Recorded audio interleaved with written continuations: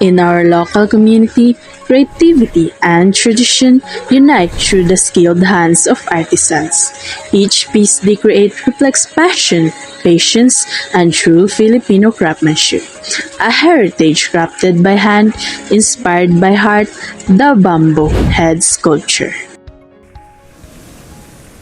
Ako na si Ailey Macasop, isa ka cultural artist diri sa Valencia City. So, diri sa Bukidnon, natay nagkalalain na mga culture, di ba? Natay 7 tribes. Yes. So, diri sa among lugar, kami ang gitawag na Bukidnon tribe. So, Bukidnon tribe, isip sa ka cultural artist. So, ang mga artworks tanan, nagtuyok na din sa among kultura diri sa Bukidnon. Kung sa na diri sa Toa, gina-promote nila kung maayo. Especially at mga bamboo, mga giant bamboo. So, I think sa Mindanao, ako nagigabuhat ng mga bamboo sculptures. Muna ako ginabida karon, no? Kasi mga painting ha. Pero painting nagyapon ko. Ayun sa ano, di ba, naman may organization eh, tapos yun nga, local Bukidnon artist. Kasi, Bulak. Ay, Bukidnon Bulak local siya. artist collective. Unsa ko na siya kasi ngalan mo artwork sir.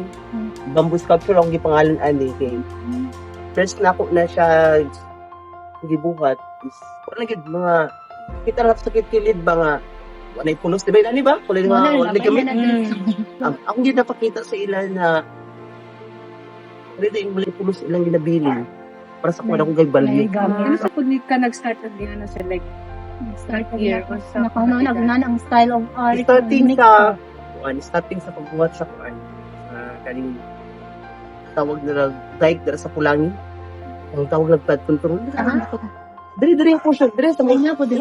diri ubos mo diri sa mo Pulangi na Kulangin na. o din di mi ga pamuhat dira mi ga hatag ritual para sa ritual celebrate sa mga tribes ay buhat alang dike nila dira so na mga garden hindi tayo mga resources ba mga isda na maganda so mga tangtang kanimo kahoy mga kawayan so ginabalyo na ko ni tanan para sa ko kani mga tanan mga butang sa kalibutan lagi na yung mga purpose kanila muna nga once na artist ka dapat makita ka ng mga materials diri sa mga palibutan mo ayun pangitag mga materials na maglisod ka kita pero karon akong ginabuhat mahita ko pa maagi ng mga artworks na mapuslan gid ko pa po din sa plus paghuman ana kabalo ka pilay price kabalo jud ka sa paingon hindi na sa kung kuan gid nga artworks siya sa na painting sa una kani wala mo ko kabalo sa value ani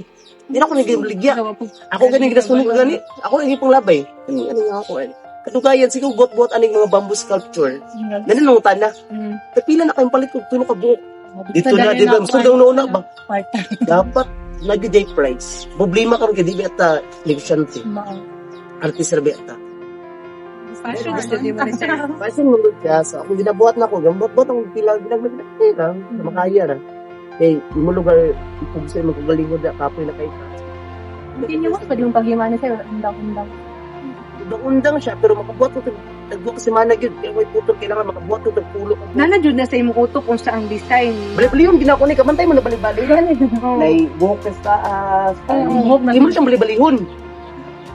Ito ko lisod kini siya buhat tungod wala ko awatan ba. What is something lahi sa uban mo na permintin ako subject ba. Kaya dapat Unique out of the box. mugawas something lahi ka.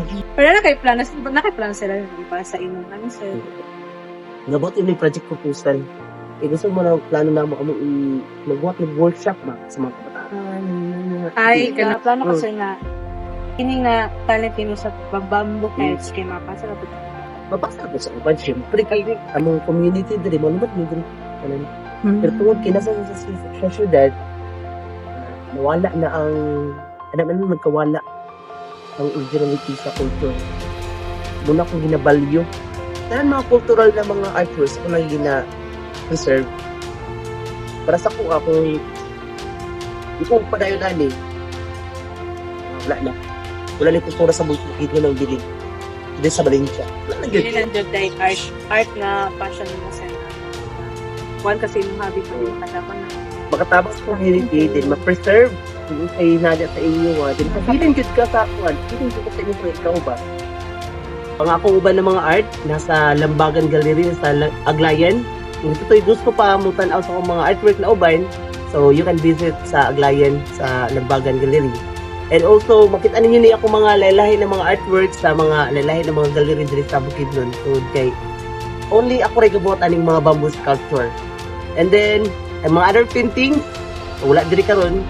So visit lang sa mga gallery. And then thank you so much sa pag-view. Thank you so much sa mga pwede mag-support. Thank you rin sa pag-watch. What began as simple bamboo becomes a symbol of creativity, dedication, and Filipino pride. A timeless craft that continues to inspire.